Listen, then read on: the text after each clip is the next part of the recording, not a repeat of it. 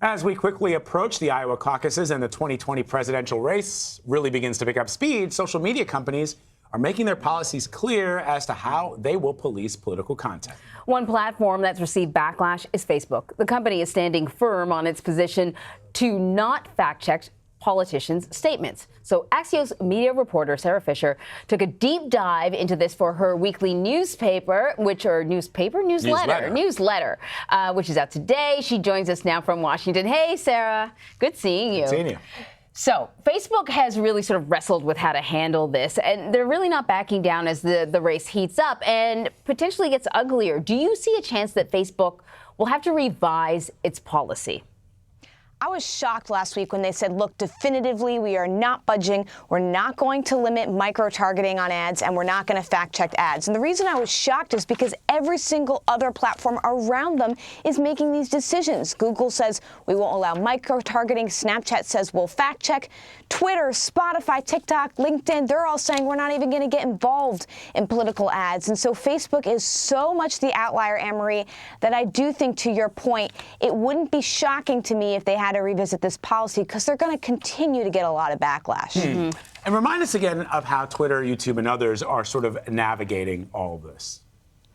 So what they're kind of doing is they're, at least if you're YouTube, taking a step in and keeping a step out. YouTube says, look, we'll still run political ads, but you can't micro-target them. That means you can't take one very specific ad and target it to a very vulnerable population in order to manipulate them.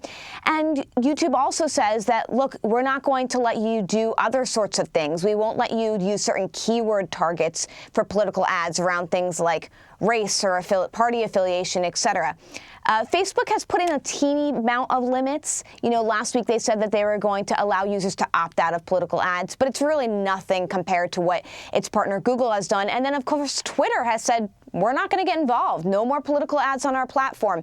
If you are maybe a nonprofit and you want to say, you know, something around a big issue that you care about, maybe it's Veterans Affairs, Twitter has issued some exceptions, but for the most part, I mean, they just want to have nothing to do with this. And maybe that's because they don't make a lot of money off of political ad revenue, but honestly, I think a lot of it is because they just don't want the headache. So you've actually spoken to about half a dozen Republican and Democratic campaign strategists about the use of social media in the presidential race. What have you learned from them?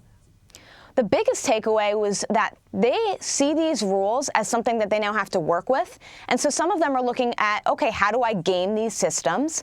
How do I work around these systems? So one strategist told me something fascinating, which is that if you're a sophisticated ad agency, you can still micro-target ads on Google if you're going through sort of like a third-party ad platform. That's something that maybe Google didn't anticipate, and so Google, sources tell me, is probably going to start to crack down on that behavior if they see it.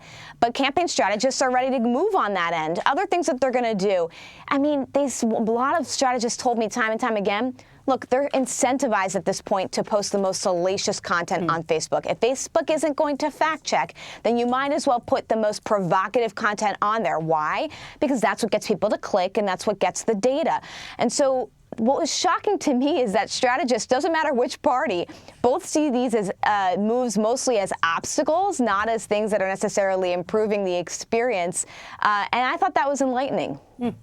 So interesting. Yeah. People, you know, get in trouble, get canceled for saying something ridiculous on Twitter, but Facebook is allowing the most pernicious. Politicians get forwarded, get shared. By your grandmother. And liked. with the FW, you got to see this. Right. Sarah, it's not just politicians trying to send stuff with their social media ads. It's also about collecting data. So what more do we know about that? Here's the way that I would look at it. We spend, on a minute-by-minute basis, most people actually spend more time watching television than they do on social media. The problem, the difference is, we have a much more trackable ability. We can track consumers better on social media. And so you want to leverage as much social media, if you're a campaign, as possible to get data about people. That's the real key. It's not about mind-washing necessarily. It's about using really salacious content to get someone to click. so that you can get them to your website, so that you can get their email address, so that later on you can ask them for money or et cetera.